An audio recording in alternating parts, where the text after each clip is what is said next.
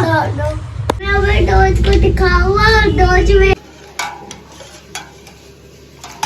देखने में तो अच्छी लग रही है, बाकी टेस्ट करके देखते हैं कैसा है। हे गाइस, गुड मॉर्निंग, जय श्री कृष्णा, राधे राधे।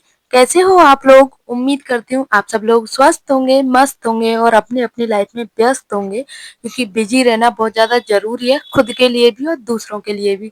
तो यहाँ पे सुबह सुबह का टाइम है और मैं कर रही हूँ अपने रूम की बेडशीट चेंज, और फिर उसके बाद में मुझे बच्चों को तैयार करना है स्कूल के लिए, क्योंकि उनका स्कूल का टाइम देर से हो गया है ना, तो आराम से काम करती हूँ।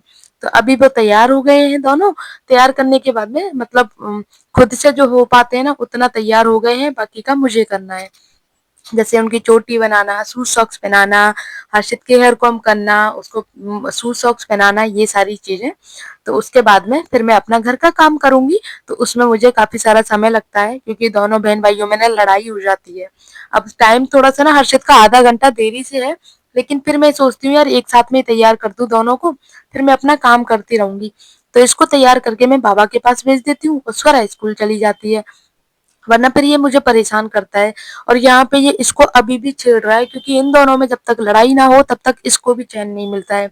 और होता है ना गाइस, जब दो छोटे भाई बहन होते हैं, मतलब दो बराबर के भाई बहन होते हैं, तो उनमें लड़ाई होती है अक्सर। और इनका प्यार भी देखो तो आप मतलब ये नहीं कहोगे कि मतलब इन दोनों में अभी इतनी तेज लड़ाई हुई थी और अभी इतना प्यार है। और खासकर हर्षित है ना, स्वरा के लिए तुरंत खड़ा रहता है, हमेशा खड़ा रहता है। मैं अगर स्वरा को डांट देती हूँ ना, तो उसकी तरफ से सिफारिश करने आएगा, मम्मा प्लीज स्वरा को माफ कर दो ना, अब कोई बात नहीं, उससे गलती हो गई, उसको माफ कर दो आप। बेसुरा गाना कौन सुनता है? मैं लेके जाऊंगा। अभी छोड़ दे, यहाँ एंकी के कले से खत्म कर दूंगी, अंदर आ जाओ। हर्षित, आज मम्मी शर्ट नहीं खड़ा, हाँ दो, इसको तो फेंक ही दो यार। डंडा लाई हुई, हाँ शर्ट पहना हुआ है।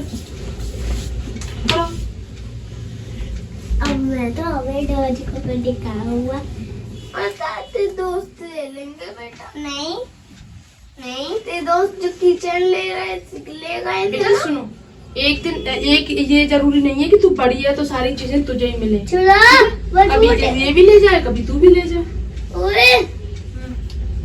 चुरा, मैं अगर डोज को दिखाऊंगा और डोज में लेके ले दोस्त चोर है ना, तू पता है क्यों? जब मैं हर्षित को कपड़े पहना रही थी ना, तो हर्षित की शर्ट का बटन टूटा हुआ था, तो फिर मुझे याद आया मैं कि अभी लगा देती हूँ, क्योंकि दूसरी वाली शर्ट है ना इसकी धुल गई है और वो गीली है।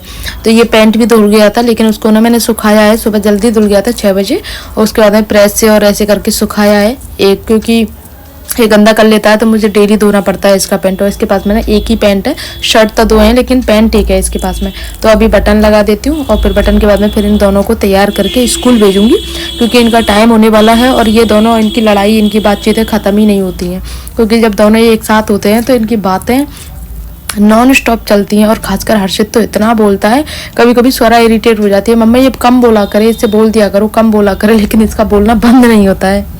और चोरा चोरा बोलता है, वो चोरा बहुत प्यारा लगता है जब ये बोलता है। तो मैं बोलती हूँ ये जीजी बोला कर, इसको जी बड़ी है तुझसे, जब कहता है नहीं मम्मा चोरा है चोरा। तो मेरे दोनों बच्चे स्कूल चले गए हैं, अब मैं अपने घर का काम करूंगी आराम से। अब पतिदेव भी पूजा करने गए हैं, क्योंकि दोनों बच्चों को स्कूल छोड़ने के बाद में फिर वो वहीं की वहीं पूजा करने रुक जाते हैं। हमारा दुकान के अंदर ही मंदिर है, शिव जी का मंदिर है, और हमारे गिरिराज जी है, तो उनकी सेवा पूजा करते हैं। सुबह पापा जाते हैं पूजा करने, फिर जब पतिदेव बच्चों को छोड़ने जाते हैं तो पतिदेव पूजा करते हैं। 1 से 1.5 घंटा लग जाता है पतिदेव को पूजा करने में, तब तक मैं अपना काम कर लेती हूँ। फिर अब उनके आते ही चाय नाश्ता वगैरह स्टार्ट हो जाता है, क्योंकि नाश्ता बनाती हूँ, फिर अपना शॉप पे जाते हैं तो नाश्ता करके जाते हैं। तो अभी मैं झाड़ू पोछा कर लूँ अपने रूम का, और बालकनी में सबसे ज्यादा मुझे समय लगता है, जितना मुझे रूम में समय नहीं लगता ना, जितना बालकनी में लगता है, क्योंकि बच्चे टॉयज वगैरह फैला के रखते हैं और फिर कुछ ना कुछ धूल मिट्टी रहती है, इसीलिए। जब झाड़ू पोछा हो गया था मेरा, तो फिर मैंने पतिदेव का एक पैंट ट्राई किया था बिना प्रेस का, और मुझे पता था आज यही पहनने वाले हैं। तो वो जब तक आए नहीं है, वो आएंगे तब तक ये वाला पैंट मैं प्रेस करके रख दूं उनका। क्योंकि मुझे पता है आज यही पहनेंगे, और अगर मैं प्रेस करके नहीं मिलाना उनको, फिर यही बोलेंगे कुछ भी कहो प्रेस मिलती ही नहीं है एक भी कपड़ों पर। उनका डायलॉग बहुत मतलब अलग ही रहता है। मेरे तो कभी कभी कपड़े प्रेस करे मिलते ही नहीं है मुझे, और जबकि हकीकत ये है मैं उनको पहले से ही प्रेस करके रख देती हूँ, लेकिन जो चाहिए होता है ना वो नहीं मिलता है उनको, तो इसीलिए वो कहते हैं। तो अभी तो मैंने प्रेस के लिए ना कल कपड़े भिजवाए हैं, लेकिन 2-3 दिन में आएंगे प्रेस के कपड़े। अभी भीड़ चल रही है ना परिक्रमा की, तो प्रेस वाला क्या है कि बैठता नहीं है, अपने घर पे ही प्रेस करके लाता है, तो वहां से इतना ज्यादा समय नहीं मिलता होगा शायद उसको, तो इसीलिए 2-3 दिन लग रहे हैं, वरना सुबह से शाम तक में आ जाते हैं प्रेस के कपड़े। और मेरे पीछे से ना एक दिन पतिदेव ने अपनी शर्ट प्रेस की थी। मैं कहीं चली गई थी, हाँ वृंदावन गई थी मैं उस दिन, और शर्ट प्रेस करने के चक्कर में ना नई की नई बेडशीट मैंने सिर्फ एक बार बिछाई थी, उस वाली बेडशीट को जला दिया। मतलब ये प्रेस है ना ऑटोमेटिक नहीं है, ये जैसे ऑटो कट हो जाती है ना वो नहीं है, ये खराब हो गया था इसका। तो इन्होंने प्रेस करी, इन्होंने सोचा कि शायद ये ऑटो कट है अपने आप बंद हो जाएगी, और बेडशीट पे रख दिया। बेडशीट पे रखते ही तो जिस जगह पे रखी थी ना वो पूरा बिल्कुल चिपक गया था वहां से। तो फिर उसको मैं देख रही हूँ, क्योंकि नई बेडशीट है यार फेंक भी नहीं सकती ना, तो उसको कुछ रफू वगैरह करके फिर काम में लूंगी, बाकी घर में निकाल लूंगी, रखूंगी तो नहीं उसको अब। तो यहाँ पे मेरी प्रेस हो चुकी है, अब चलते हैं नीचे नाश्ता बनाने के लिए। आज गाइज हमें एक नई चीज बना रहे हैं, नई तो नहीं कह सकते हैं लेकिन इस सीजन की नई है, गाजर का पानी या गाजर का अचार बोल सकते हो। और ये सर्दियों में बनता है, जो हल्की सर्दियां रहती है ना तब बनाती हूँ। तो यहाँ पे ना मैंने गाजर को बिल्कुल बारीक बारीक काट के रख लिया है, और उसके बाद में फिर इसको मैं एक थोड़ी सी सीटी आएगी, इसमें आधी सीटी आएगी, इतना उबालना है बस मुझे। और इसमें ना मैंने अभी गाजर आलू की सब्जी बनाई थी, तो इसी कुकर में उबाल रही हूँ। तो ये इसमें सीटी आ रही है, तब तक मैं राई पीस लेती हूँ। ये थोड़ी सी राई है, लाइक 50 ग्राम राई होगी, तो इसको पीस लेती हूँ और उसके बाद में इस पानी में मिला दूंगी। नमक, मिर्ची, थोड़ी सी हल्दी पाउडर, और जो राई पीस के रखी है उसको, और जो गाजर हमने उबाल के रखी है उसको इसमें डाल देंगे। 3 दिन के बाद में ये पानी उठ जाएगा, और उसके बाद में इसका पानी का टेस्ट गाइस लाजवाब टेस्ट रहता है बहुत, और फायदेमंद भी रहता है।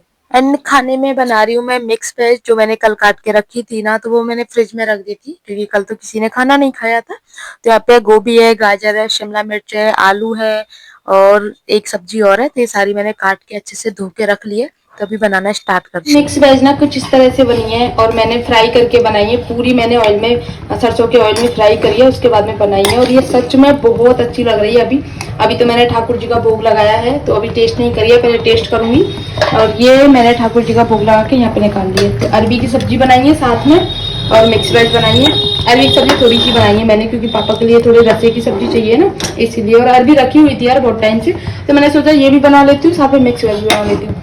तो पनीर की कमी रह गई थी, पनीर नहीं था मेरे पास में, तो लेकिन देखने में तो अच्छी लग रही है, बाकी टेस्ट करके देखते हैं कैसी है। तो जैसा कि आप लोगों को पता है, मैं डेली गिरिराज जी के दर्शन करने जाती हूँ, और गिरिराज जी के दर्शन इतने प्यारे प्यारे श्रृंगार रहता है ना, ठाकुर जी को नजर ना लगे। ये देखो आज ना फिरोजी कलर की पोशाक पहन रखी है ठाकुर जी ने, तो बहुत प्यारा श्रृंगार है। आज तो भीड़ भी नहीं है, बिल्कुल भी आराम से दर्शन हो रहे थे, वरना पूरा कार्तिक का महीना तो बहुत भीड़ रही थी। और साथ में छोटे से गिरिराज जी।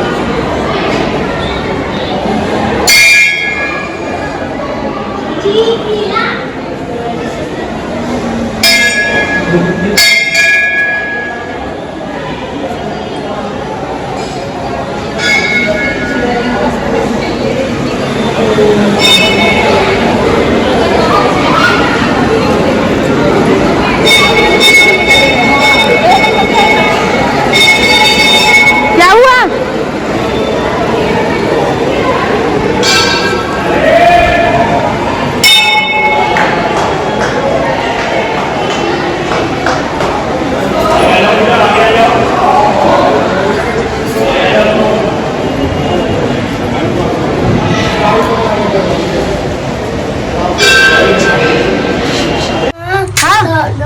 क्या कैसे खाता है तू?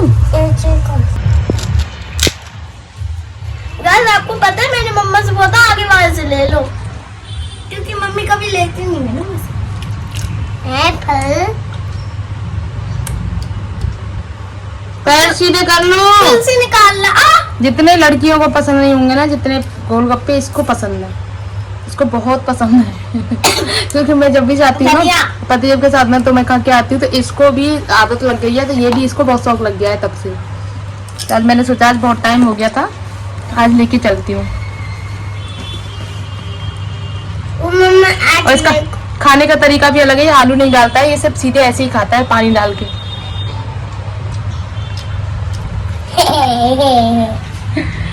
चलो तो खा लेते हैं पहले।